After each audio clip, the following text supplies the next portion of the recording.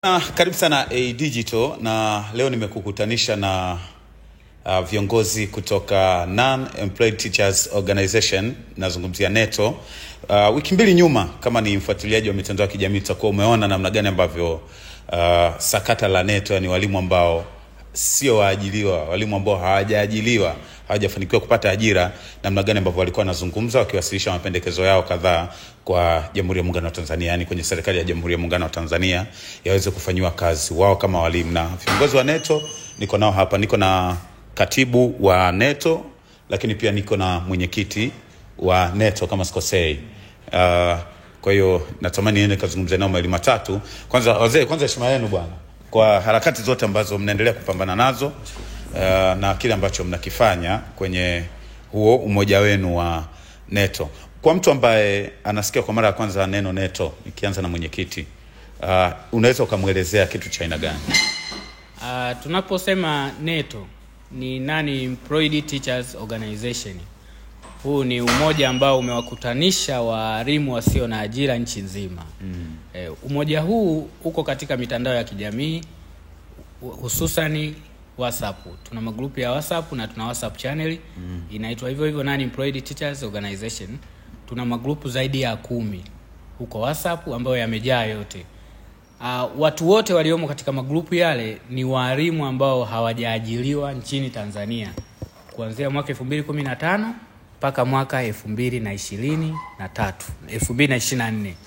Tumewaweka katika platform moja ili kuweza kushare vitu mbalimbali ambavyo vinaweza kutusaidia sisi na serikali pia. Okay. Kwa ufupi tunaweza kusema hivyo. Asante. Katibu, siku ambao mlikuwa mnatoa mapendekezo yenu mbele ya waandishi wa habari, mlizungumza vitu vingi sana, ikiwemo kutokuridhishwa na mfumo unaotumika kwenye kuajiri watu, lakini pia mlizungumzia pia ukomo wa ajira, pia ni mwalimu kustaafu, mkatoa mapendekezo yenu. Mlizungumza vitu vingi sana. Natamani nifahamu kwenye kikao chenu, kwa sababu tunafahamu kwamba baada ya pale mlikuwa na kikao na Waziri TAMISEMI. Labda katika yale yote ambayo mliyapendekeza siku ile, ni yapi ambayo mlikwenda kuyajadili pamoja na waziri, na ni yapi ambayo mmeahidiwa labda atafanywa kazi au tayari ambayo yameshafanywa kazi katika yale yote ambayo mliyawasilisha ile siku? Asante. Kimsingi wiki mbili zilizopita tu waliwakilisha makala yetu kwenye wizara husika, lakini pia kwa serikali ya Jamhuri ya Muungano wa Tanzania, na tuliainisha mambo mengi.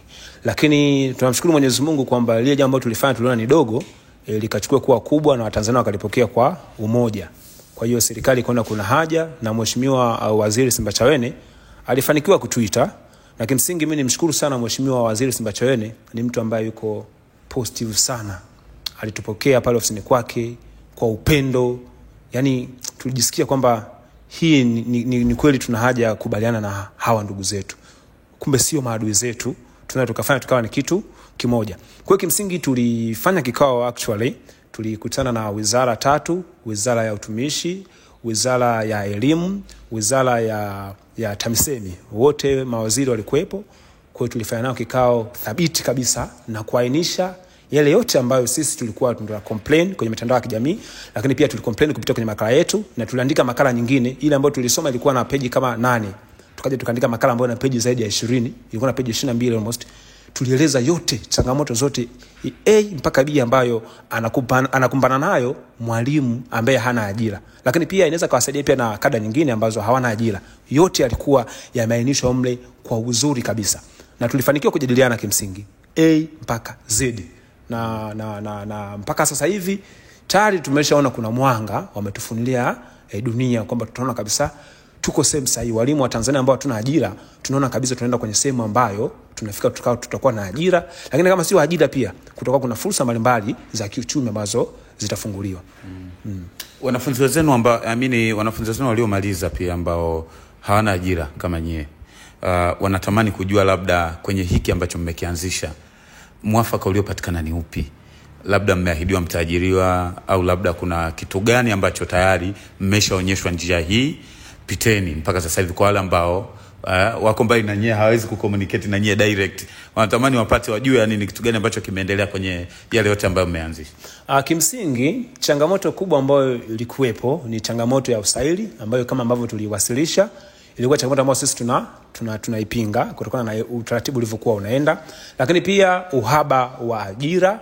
Lakini pia kuna changamoto nyingine ambayo haikuwa kubwa sana, ile ni changamoto ambayo ni kubwa kwa walimu. Wale walimu wa uchumi hawakupata kibali cha kuajiliwa kupitia masomo yao ya uchumi, wakawa wanaajiriwa watu wengine. Kwa hiyo kupitia kikao hiki ambacho tumefanya kimeweza kufikisha moja kwa moja kwa wahusika na kufanyiwa kazi swala la wale walimu ambao walikuwa wanaajiriwa ambao sio walimu, wale walikuwa wanasema wasimamizi wa biashara na walimu wasiokuwa wa uchumi kutoajiriwa imeshapatiwa ufumbuzi, na hao walimu ambao wanasoma uchumi utaratibu unaofuata wataweza kuajiriwa kupitia mfumo ambao uliowekwa na serikali. Kwa hiyo ni jambo la kumshukuru Mwenyezi Mungu. Lakini kwenye swala la usaili na swala la uhaba wa walimu nchini na changamoto ya walimu wengi kutoajiriwa, mpaka sasa hivi tumeshaongea na waziri na ametengeneza tume ambayo kimsingi ilipangwa pale, kwa sababu kuna wizara zaidi ya 4 ambazo zinatakiwa zishirikishwe ili hii changamoto iweze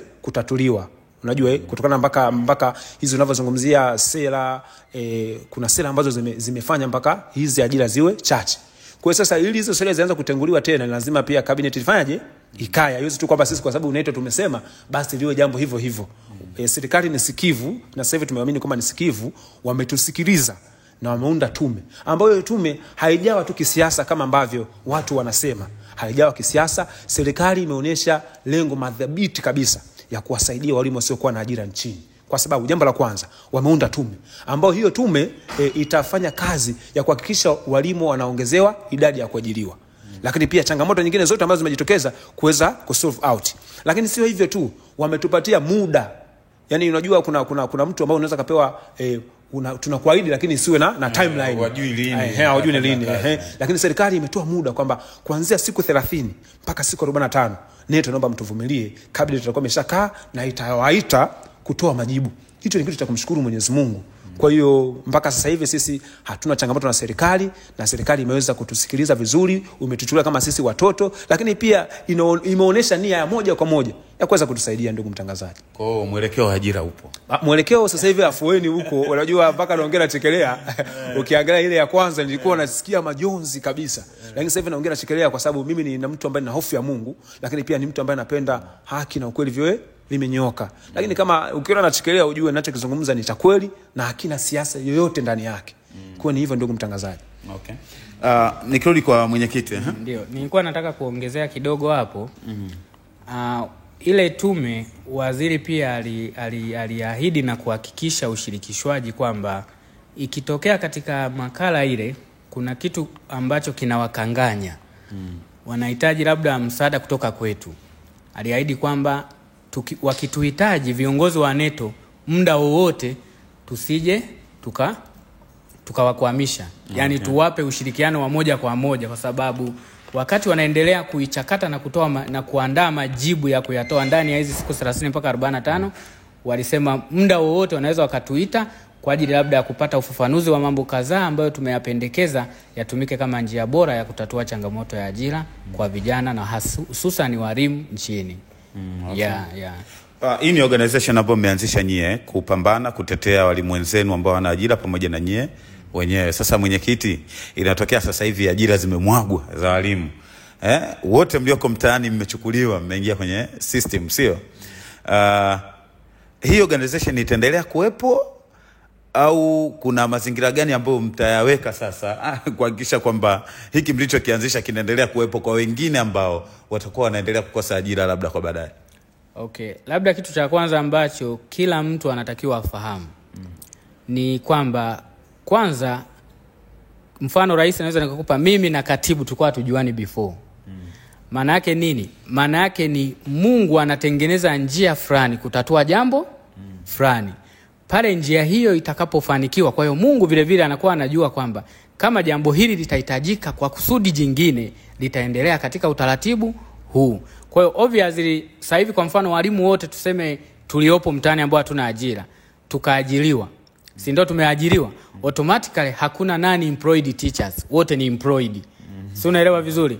Kwa hiyo maana yake ni mpaka hapo hakuna nani employed teachers, maana hawapo mtaani. Kwa hiyo maana yake haipo. Sasa umeshaajiriwa unakuaje nani sasa? Utakuwa na matatizo. Kwa hiyo maana yake inakuwa haipo.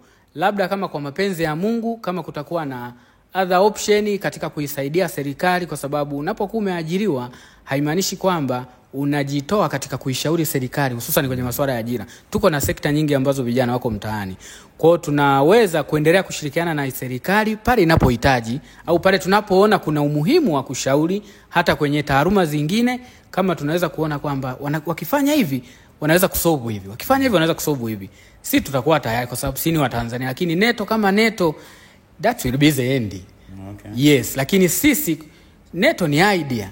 Okay. Idea iko kwa watu wale, idea imekuja kwa sababu wako kwenye mazingira fulani. Wakiwa shifted kwenye mazingira mengine, ile NETO inakuwa haipo, ila idea zile bado zipo. Kwa hiyo maana yake wanaweza kusaidia katika mfumo mwingine. Lengo ni nini? Lengo ni kuhakikisha kuwa tunaipa motisha serikali, sisi wasomi wa nchi. Hilo ndio lengo kubwa. Okay. Kijana yote wa Kitanzania ambaye amesoma, kulalamika tu na kulaumu, that's not a solution. Solution ni kudhubutu na kujaribu kuonesha kwamba serikali, mbona mkifanya hivi inawezekana? Okay. Na bahati nzuri ni kwamba tuko kwenye serikali sikivu. Inaleta forums kwa ajili ya kwamba linapotokea changamoto tusilichukulie katika negative way. Tulichukulie katika positive, kwamba tusimtazame tu mtu katika matatizo. Vile vile tumtazame katika faida. Ni kweli kalalamika hata kwa lugha mbaya kwa mfano. Lakini hebu achana na ile lugha mbaya. Hebu angalia kila anacholalamikia kina mantiki kiasi gani. Kwa hiyo kuna haja pia ya kupongeza Rais Samia kwa hii falsafa ambayo ameileta, inatija sana. Kwa sababu hii foara. Yamkini mimi na katibu hapa sasa hivi tusingekuwa tunafanya interview hapa. Yamkini mimi na viongozi wenzangu wa NETO, yamkini tusingeenda kuongea na waziri, kwa sababu tumeongea na waziri vitu vingi, tumeshauri serikali na serikali imetushauri sisi. That is very very positive. Na ni kitu ambacho kila mmoja anapaswa kujivunia, mbali na kubeza. Unajua hata kama unabeza bana, jaribu kuangalia basi na kuangalia namna ya kumpa moyo mtu ambaye anakusupport katika kile unafanya. Nafikiri kitu kama hicho. Kwenye vikao huko hamjakutana na changamoto ya kwamba sasa nyinyi hamjaajiriwa tu hivi, mkishaajiriwa si mtasumbua CWT nyinyi? Si mtawasumbua wenzenu huko ambao watakuwa wanawaongoza kwa staili ambayo mko nayo? Hapana. Kwa sababu gani? Unajua sisi hatusumbui. Hamna tuliyemsumbua. Labda kama mtu kajihisi kusumbuliwa ni yeye mwenyewe, sisi hatujasumbua mtu. Kwa nini? Kwa sababu tulikuwa tunajaribu au tunafanya kitu ambacho tuliamini kabisa kina thamani kubwa kwa taifa. Yes. Na thamani hii itaonekana. Yamkini mtu asielewe leo. Ila baada ya muda fulani, hata yule anayebeza na kuona kwamba sijui nini, si unajua watu wanafikiri tofauti. Baada ya muda fulani yule anaweza karudi kupongeza. Kwa hiyo shahidi wa ukweli ni muda. Kwa hiyo let time talk. Okay. Yes. Yeah. Bwana, baada ya vikao vya hapa na pale, hatimaye NETO mmewasikia wenyewe ambao walilianzisha ili sakata, na wanasema kwamba at least kuna mwanga ambao umepatikana. At least sasa wanaweza wakasema kuna kitu ambacho wanakiona mbele, na kama umesikia katibu, wamepewa na deadline kabisa, ndani ya siku 30 mpaka 45 wataitwa kwa ajili ya kupewa majibu juu ya yale ambayo wameyawasilisha. Hawa ni katibu Daniel Mkinga pamoja na mwenyekiti wa NETO ambaye ni Joseph Paul Kaeza. Joseph Paul, ambao nilikuwa nazungumza nao juu ya mwafaka wa kile ambacho walikianzisha wiki 2 au 3 nyuma. Tukaona kina trend sana kwenye mitandao ya kijamii. Nikasema sasa mabwana, ndani ya hizi wiki 3 labda katika vikao vyao walivyokaa na serikali, labda kuna chochote ambacho wanapaswa kuwajuza wa Tanzania, na wanapaswa kuwajuza hata wale watu ambao walikuwa wakiwapigania, na kilichojili ndo hiki ambacho mmekisikia. Kwa ndani ya siku 30 mpaka 45 basi walimu wote msiokuwa na ajira mtakuwa mmepata majibu juu ya haya ambayo tunasema mmewatuma wawakilishi wenu, kwa sababu walikuwa wanazungumza kwa ajili yenu. Mtakuwa na majibu sahihi. Ni Digital, mimi natomsana. Bwana, mimi nashukuru.